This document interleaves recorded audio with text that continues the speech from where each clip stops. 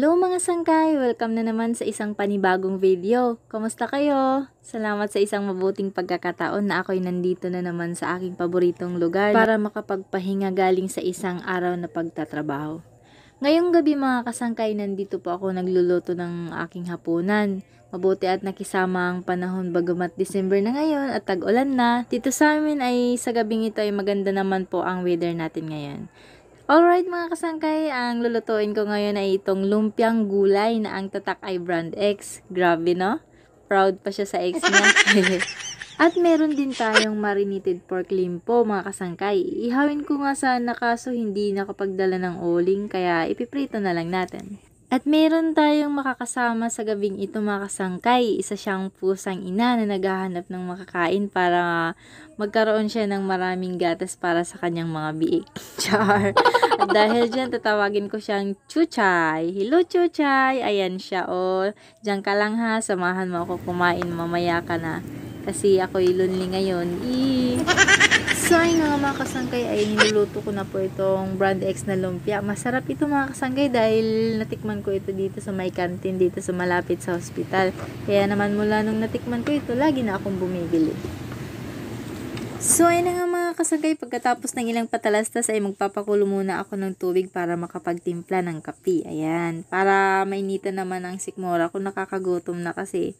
And after that mga kasangkay ay agad ko na din isinalang ang kawali para lutuin itong limpo na pork chop. Pork chop na limpo. Basta yun na yun mga kasangkay.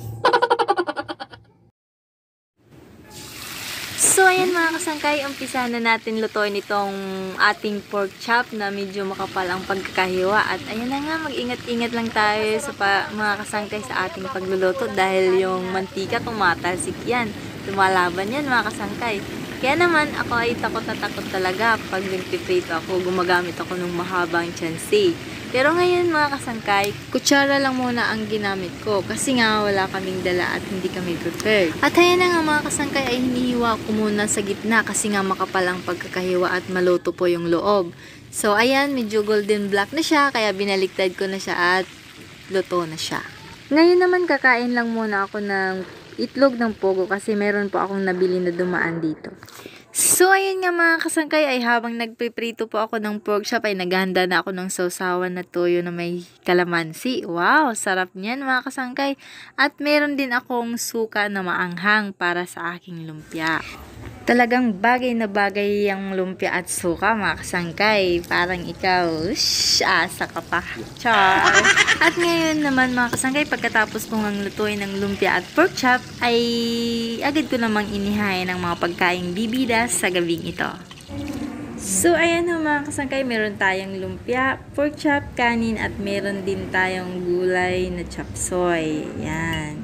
Food is ready, kaya kain na tayo mga kasangkay. Sa dami kong pagkain ngayon, pag di pa talaga ako tumaba nito, iwan ko na lang. Mukbang talaga ang person, lalo na sa ganitong place. Ang ganda ng ambience, talagang mapapadami ang kain ko nito mga kasangkay. Tuyo pa lang kasangkay, goods na sa akin yan. So yan, pagkatapos ng mahabang preparasyon para makakain at kakain na si Inday, ayan, unahin muna natin ang kanin at ang ulam na gulay para pampalakas at pampahaba ng buhay. Ngayon naman subukan natin tong lumpiang brand X na napakasarap, goods na goods talaga yan. Kain na tayo mga kasangkay, ang sarap talaga kumain dito sa lugar na ito. A few moments later. So ayan ho mga kasangkay, na pagkatapos ko pong kumain, naalala ko po yung pusang si Chuchay. Ayan, mabuti na lang nandito pa rin si Chuchay nagbabantay sa akin. Kaya naman, ito na pinapakain ko na siya, hinahanda ko na po yung pagkain niya. Binigyan ko po siya ng gulay na lumpia, tapos may gulay na chop suey, tapos yung pork chop para healthy yung katawan din ni Chuchay kasi meron siyang pinapagidi ng mga anak niya. Ayan. At ito, kailangan din niya ng kape kasi kanina nanghihingi siya ng kape, mainit pa kaya hindi ko muna siya binigyan. Enjoy your meal, Chuchay! At pagkatapos natin kumain at magpakabusog-busog, ngayon naman ay kakain na tayo ng ating panghimagas dito sa aking doyan na napaka-relaxing naman talaga mga kasangkay. Ang sarap talaga dito habang kumakain ng saging at Yun lang po for today's video mga kasangkay. Thank you so much for watching. Please subscribe and see you on my next vlog. Thank you so much!